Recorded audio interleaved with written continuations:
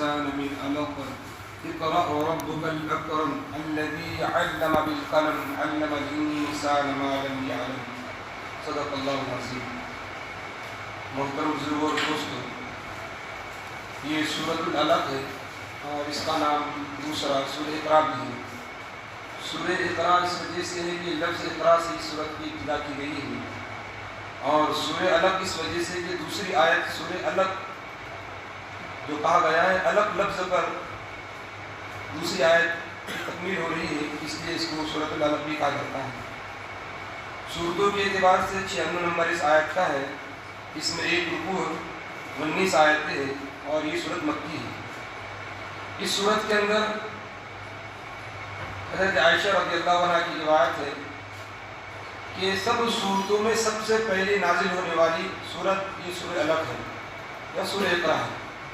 قرآن مجید جو نازل کیا اللہ پاک نے، تمام قرآن مجید کو جو نازل کرنے میں سب سے پہلے جو مقدم سورت کو رکھا گیا ہے اور سب سے پہلے جو سورت نازل ہوئی وہ یہی سورہ علق ہے، اکثر جمہور مفسرین کے نزدیک۔ اس سورت کے اندر بنیادی طور پر 3 مضامین بیان کیے گئے ہیں۔ سب سے پہلا مضمون اس کے اندر یہ بیان کیا گیا انسان کی تخلیق، انسان کی پیدائش کا نظام۔ ابتدائی شکل میں جمے ہوئے خون کے سے اللہ پاک نے انسان کو پیدا کیا، اس کا تذکرہ کیا، اور اس کے ساتھ ساتھ اللہ پاک نے قلم کا اور علم کا تذکرہ کیا، اس لیے کہ علم ہی ایک ایسی چیز ہے، ایک حقیر انسان علم کے حاصل کرنے کے بعد ایک بڑے درجے پر پہنچ جاتا ہے۔ دوسرے اس کے اندر پھر انسان کے بارے میں جو بتایا گیا انسان کی سرکشی اور اس کا تکبر، اس انسان کے اندر جو سرکشی اور تکبر انانیت آتی ہے اس کا بھی تذکرہ کیا گیا اور اس کے جو نقصانات ہیں اس کو بھی بتایا گیا، اور آخر میں ابو جہل کا تذکرہ کیا گیا جو نبی اکرم صلی اللہ علیہ وسلم کو اور صحابہ کرام کو نماز پڑھنے سے منع کرتا تھا، روکتا تھا۔ تو یہ 3 بنیادی چیزیں سورت کے اندر بتلائی گئی ہیں۔ اس سورت کا ترجمہ اس طرح ہے، بسم اللہ الرحمن الرحیم، شروع اللہ کے نام سے جو بےحد مہربان نہایت رحم کرنے والے ہیں۔ اقرأ بسم ربک الذی خلق، اپنے پروردگار کے نام سے پڑھیے جس نے سب کچھ پیدا کیا۔ خلق الانسان من علق، اس نے انسان کو جمے ہوئے خون سے پیدا کیا۔ اقرأ وربک الاکرم، پڑھیے اور آپ کے پروردگار بڑے کرم کرنے والے ہیں۔ الذی علم بالقلم، جس نے قلم کے ذریعے تعلیم دی۔ علم الانسان ما لم یعلم، انسان کو ان چیزوں کی تعلیم دی جس کو وہ نہیں جانتا تھا۔ یہ ابتدائی قرآن کریم کی سب سے پہلی 5 آیتیں ہیں۔ اس کا پس منظر یہ ہے، نبی اکرم صلی اللہ علیہ وسلم جس معاشرے میں اور جس علاقے میں پیدا ہوئے، وہ معاشرہ وہ علاقہ اتنا گر چکا تھا، جہالت اور ظلمت میں اتنا گر چکا تھا کہ قرب جوار کے بادشاہ لوگ بھی اہل مکہ پر حکومت کرنا نہیں چاہتے تھے، یہ کسی کی مانتے نہیں تھے۔ اتنی جہالت تھی کہ 100 سال 200 سال پرانے جھگڑے وہ ان کو یاد آ جاتے باپ دادا کے، تو اثر نو شروع کر دیتے، اور ننگا ناچ عام تھا، زنا کاری کی بے انتہا تھی، یہاں تک کہ بیت اللہ جو اللہ کا گھر ہے اس میں ننگے طواف کرتے تھے۔ بیت اللہ میں 360 بت رکھے ہوئے تھے، اور اتنے عقیدے ان کے خراب ہو چکے تھے، فلاں پتھر یہ کام کرتا ہے، اس سے بارش ہوتی ہے، فلاں پتھر کے ذریعے سے مدد مانگی جائے تو یہ کام ہوگا، فلاں پتھر کے ذریعے سے، یعنی فلاں بت کے ذریعے سے، اور بڑے بڑے بتوں کے انہوں نے نام بھی بھاری نام رکھے تھے۔ قرآن نے بعض بتوں کے نام کا تذکرہ بھی کیا، لات ہے، منات ہے، عزا ہے، نائلہ ہے، اصناف ہے۔ یہ صفا مروا جو پانی ہے یہاں پر بھی بڑے بڑے بت رکھے ہوئے تھے، اور وہ جب طواف کرتے صحیح کرتے تو ہر بت کے نام سے الگ چیز مانگتے۔ ایسے غلط عقیدے اور ان کا ایمان تو تھا نہیں ان کے پاس، اتنے گر چکے تھے۔ حضرت عیسیٰ علیہ السلام کو جا کر 500 سے زائد سال کا عرصہ گزر چکا تھا، تو جہالت بے انتہا اپنے عروج پر تھی، اور حضرت عیسیٰ علیہ السلام کے زمانے کو زمانے فطرت کہا جاتا ہے، چونکہ اس زمانے میں حضرت عیسیٰ کے جانے کے بعد علیہ السلام کے جانے کے بعد ان کے ماننے والے بہت کم گنے چنے تھے، تو جہالت اپنے عروج پر تھی، زیناکاری، چوری، ڈاکہ کا ڈالنا، بیوہ عورتوں پر حملے کرنا، ان کو عزتیں لوٹنا، ان کا مشغلہ تھا۔ شراب، جس کے پاس جتنی زیادہ شراب پرانی ہوتی وہ اتنا بڑا آدمی شمار کیا جاتا ہے۔ جیسے ہمارے پاس مال دولت جس کے پاس ہوتی ہے ہم اس کو سمجھتے بہت بڑا آدمی ہے، اس زمانے میں جس کے پاس جتنی خراب شراب، جتنی زیادہ نشہ دینے والی شراب ہوتی اور جتنی زیادہ ہوتی اس کا مقام اور مرتبہ بڑھ جاتا لوگوں کی نگاہ میں۔ الغرض یہ ایسے پس منظر میں اللہ پاک کو جو منظور تھا اور اللہ پاک کو جو نظام چلانا تھا، نبی اکرم صلی اللہ علیہ وسلم کو مبعوث فرمایا اور آپ علیہ السلام کی 40 سالہ زندگی، نبی اکرم صلی اللہ علیہ وسلم کی 40 سالہ زندگی ان کے سامنے رکھی، اور اس 40 سالہ زندگی میں ہر آدمی آپ کو امین اور ساتھی کے نام سے یاد کرے۔ آپ علیہ السلام کی جو 40 سالہ زندگی ہے وہ عرب کے سامنے ہے، آپ صلی اللہ علیہ وسلم کی تجارت بھی سامنے ہے، آپ صلی اللہ علیہ وسلم کے کاروبار بھی سامنے ہے، آپ صلی اللہ علیہ وسلم کی اجتماعی زندگی بھی سامنے ہے، آپ صلی اللہ علیہ وسلم کی انفرادی زندگی بھی ان کے سامنے ہے، آپ صلی اللہ علیہ وسلم کے معاملات بھی ان کے سامنے ہیں، آپ علیہ السلام کے اخلاق بھی ان کے سامنے ہیں۔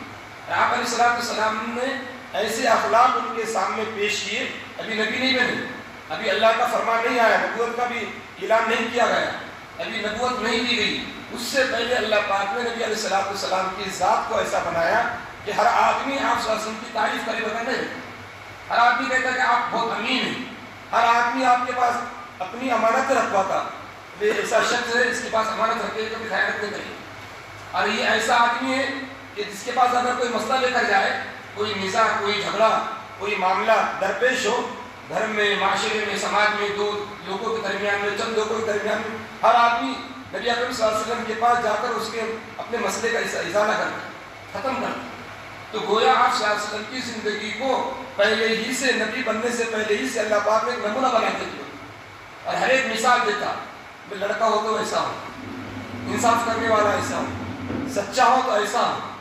تو آپ کی صداقت پر اور امانت پر کبھی دھپا نہیں آیا پوری زندگی میں، اتنے آپ صلی اللہ علیہ وسلم صاف کو تھے، جو بھی معاملہ کرتے صاف کرتے، جو بھی امانت رکھی جاتی اس میں کسی قسم کا خرد برد نہیں ہوتا۔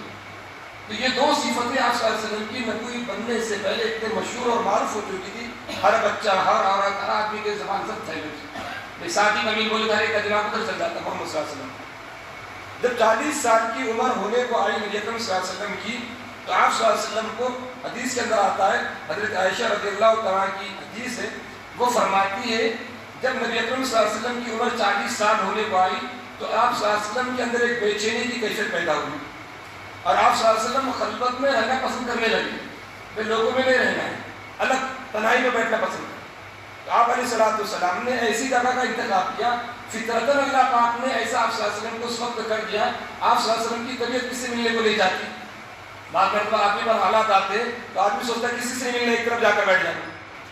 تو جو معاشرے اور سماج میں برائیاں دیکھتے تھے آپ صلی اللہ علیہ وسلم، شرک کی اور جھوٹ بولنے کی، زیناکاری کی، بدکاری کی، جوا کی اور چوری کی اور ظلم و زیادتی کی، تو آپ صلی اللہ علیہ وسلم پر اس وقت ایسی طبیعت آپ صلی اللہ علیہ وسلم کی ایسی بن گئی، آپ علیہ السلام کا دل یہ چاہنے لگا مجھے تنہائی میں بیٹھنا چاہیے، اور آپ صلی اللہ علیہ وسلم نے اس کے لیے جگہ کو جو پسند کیا، جبل النور جس پہاڑ کو کہا جاتا ہے، نور والا پہاڑ، اور اس کے اوپر ایک غار ہے، غار ہرا جسے کہا جاتا ہے، آج بھی وہ غار موجود ہے، وہ پہاڑ آج بھی موجود ہے، کعبہ سے مشرقی سے، کعبہ سے شمالی سمت کے تقریباً 3 میل کے فاصلے پر وہ پہاڑ ہے۔ آپ علیہ السلام نبی بننے سے پہلے ایک روایت کے مطابق 6 مہینے پہلے وہاں جانا شروع کیے، وہاں جاتے، وہاں بیٹھتے، وہاں کیا کرتے اللہ کو معلوم، نبی کو معلوم، کیوں تو اس وقت نہ نماز کا حکم آیا تھا، نہ کوئی ذکر وغیرہ آیا تھا۔ بعض علماء کا یہ فرمانا ہے مفسرین کا، آپ علیہ السلام حضرت عیسیٰ علیہ السلام کی شریعت کے مطابق عمل کرتے تھے، بعض لوگ فرماتے ہیں حضرت موسیٰ علیہ السلام کی شریعت کے مطابق عمل کرتے، وہاں جا کر جو بھی آپ صلی اللہ علیہ وسلم کرتے وہ تنہائی میں بیٹھ کر بس اللہ کو یاد کرتے، عبادت کی کیا شکل ہوتی ہے اس کو کوئی پتہ ہی نہیں، نماز کا حکم تھا نہیں، ابھی نبی بنے نہیں، لیکن تنہائی میں بیٹھ کر غور فکر کرتے اللہ کی مخلوقات کے بارے میں، اور وہاں سے کعبہ بھی وہاں سے نظر آتا، بس آپ صلی اللہ علیہ وسلم کا امام بنتا، کبھی 8 دن رہتے، کبھی 4 دن رہتے، کبھی توشہ ساتھ میں لے جاتے، کبھی نہیں لے جاتے۔ تو جیسا جیسا وقت گزرتا چلا، نبوت کا جیسا جیسا زمانہ قریب آتے چلا، آپ علیہ السلام نے غار ہرا میں گویا کہ اپنا ایک ٹھکانہ بنا لیا، ایک روایت میں آتا ہے کہ رمضان کا جب مہینہ آیا تو آپ صلی اللہ علیہ وسلم ابھی نبی نہیں بنے، وہاں چلے گئے، اور جب ضرورت پڑتی، جب نیچے آتے گھر آتے کچھ چیزیں لے کر اور چلے جاتے. تو جب جیسے جیسے نبوت کا وقت قریب آیا اللہ کی طرف آپ صلی اللہ علیہ وسلم کا رجوع بڑھتا چلا گیا. تنہائی میں تو تھے اور تو کوئی بات چیت کرنے والا تھا نہیں. ضرورت کی جب چیزیں پیش آتی، کوئی کھانے پینے کی یا جو بھی ضرورت پیش آتی، گھر آتے گھر سے سامان لے کر چلے جاتے. اس طریقے سے 6 مہینے گزر گئے. حضرت عائشہ فرماتی ہے کہ آپ صلی اللہ علیہ وسلم کو نبی بننے سے پہلے خواب اکثر گیا کرتے، اور خواب میں جو بھی چیز آپ صلی اللہ علیہ وسلم دیکھتے صبح وہ چیز پیش آ جاتی. اسے رویائے صادقہ کہتے ہیں کہ آپ صلی اللہ علیہ وسلم کے خواب سچے ہوتے تھے. جو بھی آپ صلی اللہ علیہ وسلم خواب دیکھتے رات میں صبح وہ چیز پیش آ جاتی. کوئی بھی معاملہ ہو وہ چیز پیش آ جاتی. تو سچے خوابوں کے ذریعے سے اللہ پاک نے اشارے دینا شروع کر دیے، ہم آپ کو نبوت دینے جا رہے ہیں. اور یہ اس کی علامت ہے کہ آپ جو رات میں دیکھ رہے دن میں اس کو پا رہے ہیں. تو گویا سچے خوابوں کے ذریعے سے نبی اکرم صلی اللہ علیہ وسلم کو بشارت دی گئی آپ کو ہم نبوت دینے جا رہے ہیں. اور جب نبوت دینے کا وقت قریب آ گیا تو حضرت جبرائیل علیہ السلام کو اللہ پاک نے بھیجا، اور آپ صلی اللہ علیہ وسلم اکیلے تھے، کوئی تھا نہیں. آج بھی وہ پہاڑے جانے کے لیے راستہ نہیں ہے، بڑی مشکل سے تھوڑی بہت کچھ سیڑھیاں لوگوں نے بنائے. اور اس زمانے کا کیا عالم ہوگا، اکیلے جاتے تھے، اکیلے رہتے، راتوں رات رہتے، 8 دن 4 دن ایک ساتھ میں رہتے، نہ کسی سے ملنا نہ کسی سے جلنا. تو کتنی لو لگائی گئی اللہ سے، اللہ سے کتنا قرب حاصل کیا ہوگا. جو بھی دعا کی ہوگی، عبادت کی ہوگی اس زمانے کے اعتبار سے، تو کتنا اللہ اپنے دل کو صاف کیا ہوگا. اور دل تو نبی اکرم صلی اللہ علیہ وسلم کا پہلے سے صاف ہی تھا، اس لیے کہ آپ صلی اللہ علیہ وسلم نے کبھی زندگی میں شرک نہیں کیا. کوئی نبی کبھی شرک نہیں کرتی. اور بری چیزوں سے تمام انبیاء علیہ السلام کو اللہ پاک نے فطرتاً پیدائش سے لے کر وفات تک دور رکھا ہے. انبیاء علیہ السلام معصوم ہوتے ہیں، جیسے فرشتے معصوم ہوتے، انبیاء علیہ السلام بھی معصوم ہوتے، کوئی گناہ ان سے سرزد نہیں ہوتا. اللہ پاک ان کو دنیا کے لیے نمونہ بنانے کے لیے نمونہ بنانا ہوتا ہے. تو کوئی کل یہ کیچڑ نہ اچھالے، کوئی نبی کے اوپر کوئی غلط الزام نہ لگائے، کوئی غلط نگاہ نہ اٹھائے. اس لیے اللہ پاک اپنے نبیوں کو پہلے سے ایسے صاف ستھرا رکھتے، ایک آئینے کی طرح صاف ستھرا ہے. تو آپ حضرت جبرائیل علیہ السلام آتے ہیں اور نبی اکرم صلی اللہ علیہ وسلم کو کہتے پڑھیے، اقرا پڑھیے. نبی اکرم صلی اللہ علیہ وسلم فرماتے مانا بھی قاری، میں پڑھا لکھا نہیں ہوں، میں ان پڑھ ہوں. تو آپ صلی اللہ علیہ وسلم کو حضرت جبرائیل علیہ السلام دباتے ہیں، سینہ دباتے ہیں. سینے جب دباتے ہیں تو آپ صلی اللہ علیہ وسلم کو اس کی تکلیف محسوس ہوتی ہے، پھر چھوڑ دیتے ہیں. پھر دوسری مرتبہ حضرت جبرائیل کرتے اقرا پڑھیے. آپ صلی اللہ علیہ وسلم نے وہی جواب دیتے مانا بھی قاری. آپ علیہ السلام نے کسی کے پاس زانو تلمس نہیں کیا، جیسے ہمارے پاس استاد شاگرد ہوتے، ایسا آپ صلی اللہ علیہ وسلم کا معاملہ نہیں تھا. انبیاء علیہ السلام کا معاملہ اللہ سے ایسے نہیں رکھتے، اور اس وجہ سے نہیں رکھتے تاکہ لوگ یہ کل یہ نہ کہے کہ اس نے تو تعلیم پہلے حاصل کیا تھا اور وہی تعلیم سکھا رہا ہے لوگوں کو. اس لیے لوگوں کے سامنے نبی کو ایسا پیش کیا جاتا ہے کہ نبی کا کوئی استاد بھی نہیں ہوتا، تاکہ لوگ کو سمجھ میں آ جائے کہ اس کو من جانب اللہ کوئی علم آیا ہے. اس کے بعد جو علم آیا، اس کے بعد جو شریعت ہے، یہ اپنی طرف سے نہیں لایا. پہلے تو اس کا بچپن ایسا تھا جس کو کچھ آتا نہیں تھا، لیکن اب اتنا علم آ رہا ہے، اتنی چیزیں سکھا رہا ہے. کوئی تو وجہ ہوگی جو اللہ پاک نے اس کے دل میں ڈالی ہے اور اللہ نے اس کو نبی بنایا ہے. تو 3 مرتبہ حضرت جبرائیل صلی اللہ علیہ وسلم دباتے ہیں، اور تینوں مرتبہ نبی اکرم صلی اللہ علیہ وسلم تکلیف کو محسوس کرتے ہیں. اور جب تیسری مرتبہ دبا کر چھوڑ دیتے ہیں، اس کے بعد حضرت جبرائیل فرماتے ہیں اقرا پڑھیے. تو آپ صلی اللہ علیہ وسلم پڑھتے ہیں اقرا بسم ربک الذی خلق خلق الانسان من علق اقرا وربک الاکرم الذی علم بالقلم علم الانسان ما لم یعلم. یہ 5 آیتیں شروع میں نازل ہوتی ہے. 3 مرتبہ حضرت جبرائیل علیہ السلام کے دبانے کے بعد آپ صلی اللہ علیہ وسلم کو تکلیف ہوتی ہے، اور جب 3 مرتبہ یہ معاملہ ہو جاتا ہے تو چوتھی مرتبہ نبی اکرم صلی اللہ علیہ وسلم بے ساختہ ان الفاظ کو پڑھتے ہیں. ابھی الفاظ کے اندر کیا پیغام ہے اور اس وقت کیا حالت پیش آئے. جب یہ واقعہ پیش آیا تو آپ صلی اللہ علیہ وسلم پر ایک کپی طاری ہوگی، گھبراہٹ سی طاری ہوگی. حضرت جبرائیل صلی اللہ علیہ وسلم اتنی 5 آیتیں بتلا کر چلے گئے. تو آپ صلی اللہ علیہ وسلم پسینے میں آگے بعض بات میں تو بخار بھی آ گیا. تو آپ وہاں سے گھبرائے ہوئے گھر آئے، پہاڑ پر تھے، 3-4 میٹر کا فاصلہ ہے. گھبرائے ہوئے گھر آیا اور گھر میں آپ کی بیوی ام المومنین حضرت خدیجہ رضی اللہ تعالیٰ عنہ تھی. فرمایا زملونی زملونی، مجھے چادر اڑاؤ چادر اڑاؤ. کیا ہوا آپ کو؟ انہوں نے چادر اڑا دی گئی اور پھر اس کے بعد انہوں نے کہا یہ ماجرا میرے سامنے پیش آیا، میں روزانہ وہاں جا رہا تھا اور آج یہ حالت پیش آئی جس کی وجہ سے گھبراہٹ میرے اوپر ہے اور مجھے اندیشہ ہے کہ اگر میری جان نہ چلی جائے. قرآن کریم کے بوجھ کی وجہ سے، قرآن کریم کو سنبھالنے کی وجہ سے، اس علم کی وجہ سے مجھے یہ ڈر لگ رہا ہے، جو چیزیں میرے پاس آئی ہے تو مجھے یہ ڈر لگ رہا ہے کہ میری جان نہ چلی جائے. اس وقت حضرت خدیجہ رضی اللہ عنہ نے فرمایا کلا واللہ ما یخزیک اللہ ابدا، قسم خدا کی اللہ آپ کو ضائع نہیں کرے گا. اور پھر آپ صلی اللہ علیہ وسلم کے جو اخلاق تھے نبی بننے سے پہلے کے، ان اخلاق کا تذکرہ کیا کہ آپ کے اخلاق ایسے کہ اللہ اس اخلاق کی وجہ سے آپ کو کبھی ضائع نہیں کرے گا. قسم کھا کر فرمائی کلا واللہ ما یخزیک اللہ ابدا، قسم خدا کی اللہ پاک آپ کو ضائع نہیں کرے گا. انک لتصل الرحم، آپ لوگ رشتہ داروں کے ساتھ اچھا سلوک کرتے ہیں. وتحمل الکل، اور غریبوں کا بوجھ اٹھاتے ہیں. وتعین علی نوائب الحق، اور جو بے سہارا لوگ ہوتے ہیں ان کا آپ سہارا بنتے ہیں. یعنی جو بچے پکار پھرتے ہماری زبان میں، کوئی جن کا ذریعہ معاش نہیں ہوتا، جو کماتے نہیں، آپ صلی اللہ علیہ وسلم ان کو کار دھندے سے لگاتے ہیں، کاروبار میں لگاتے ہیں اور ان کی صحیح راستہ ان کو بتاتے ہیں. اور اگر کوئی مہمان آتا ہے تو اس مہمان کی مہمان نوازی کرتے ہیں. تو 5 صفتیں حضرت خدیجہ رضی اللہ تعالیٰ عنہ نے اس وقت بتلائی جب آپ صلی اللہ علیہ وسلم تکلیف کے عالم میں تھے، پریشانی کے عالم میں تھے، گھبراہٹ کے عالم میں تھے، اور آپ صلی اللہ علیہ وسلم کو تسلی دی کہ اللہ آپ کو ضائع نہیں کرے گا. جو نیک خواتین ہوتی ہے، اچھی عورتیں ہوتی ہیں، جب شوہر پریشان حال ہوتا ہے تو ان کی جو سہارا بنتی ہے، نیک خاتون تھی. اور اس کے بعد پھر انہوں نے اپنے چچا زاد بھائی ورقہ بن نوفل کے پاس نبی اکرم صلی اللہ علیہ وسلم کو لے کر گئے. ورقہ بن نوفل یہ بھی پہلے بت پرست تھے، بتوں کی پوجا کرنے والے تھے، لیکن انہوں نے مرنے سے کافی دن پہلے نصرانی دین کو قبول کر لیا، عیسائیت کو قبول کر لیا تھا، جو اس زمانے میں دینی حق تھا. یعنی حضرت عیسیٰ علیہ السلام کے اوپر انہوں نے ایمان لایا، ان کی تعلیمات پر ایمان لایا. اور انجیل وہ اچھی طرح جانتے، عبرانی زبان بھی جانتے اور عربی زبان بھی جانتے، اس لیے کہ عربی کے رہنے والے تھے.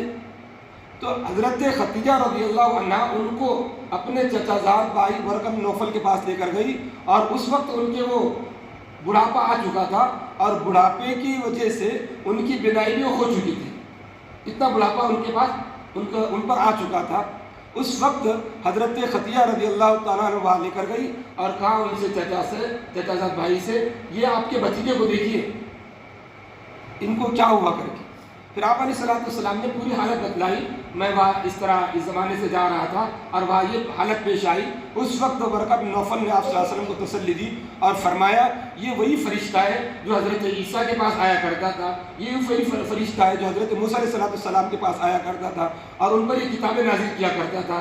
آپ کا جو کلام آپ جو بتلا رہے ہیں اس سے معلوم ہوتا ہے کہ آپ نبی بن رہے ہیں، آپ نبی بننے والے ہیں. اور یاد رکھیے آپ کی قوم آپ کو اور زیادہ ستائے گی. اسی وقت پیشن گوئی دے رہے اور فرماتے ایک وقت یہ بھی آئے گا کہ آپ کی قوم آپ کو یہاں سے نکالے گی. تو آپ صلی اللہ علیہ وسلم کے دماغ میں یہ بات تھی، سب قوم ان کو پورے چاہنے والی ہے، سب میرے رشتہ دار غیر رشتہ دار پورا مکہ مجھے چاہتا ہے، سب ساتھی کو امین کہتا ہے، مجھے کیوں نکالیں گی؟ تو آپ صلی اللہ علیہ وسلم نے تعجب سے پوچھا میری قوم مجھے نکالیں گی؟ فرمایا وقت آئے گا آپ کی قوم آپ کو یہاں سے نکالے گی. اور پھر فرماتے ہیں ورقہ بن نوفل اگر اس وقت میں زندہ رہا تو یہ ضرور میں آپ کی مدد کروں گا، لیکن شاید میں اس وقت نہ رہوں. تو اس کے بعد کچھ دنوں کے بعد کچھ ایام کے بعد ورقہ بن نوفل کا انتقال ہو جاتا ہے اور پھر 2.5 سال تک کوئی آیت ایک روایت کے مطابق نہیں آتی ہے، کوئی صورت نہیں آتی ہے، ایک روایت کے مطابق 3 سال تک کوئی آیت نہیں آتی اور معاملہ ساکت رہتا ہے.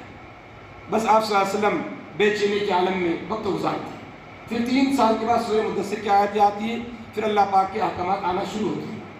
تو یہ مختصر سی تفصیل ہے سورت کے نازل ہونے کی، اور اس کی تفصیلات تو بہت لمبی چوڑی ہے، انشاءاللہ پھر آئندہ ہفتے کچھ رہے گی. تو اس سے یہ پیغام ملتا ہے، اس میں پہلا لفظ ہے اقرا، پڑھنے کے بارے میں. تو پڑھنے ہر زمانے میں جو لوگ پڑھنے میں آگے رہی وہی امتوں پر قوموں پر حکومتیں کرتے رہی. آج پوری دنیا پر جس کی حکومت ہے وہ عیسائیوں کی حکومت ہے، 4% ہے پوری دنیا میں، لیکن ٹیکنالوجی میں تعلیم میں سب سے آگے ہے. چاہے دنیا کی تعلیم ہے تو وہ سب دنیا پر قابض ہو چکی ہے۔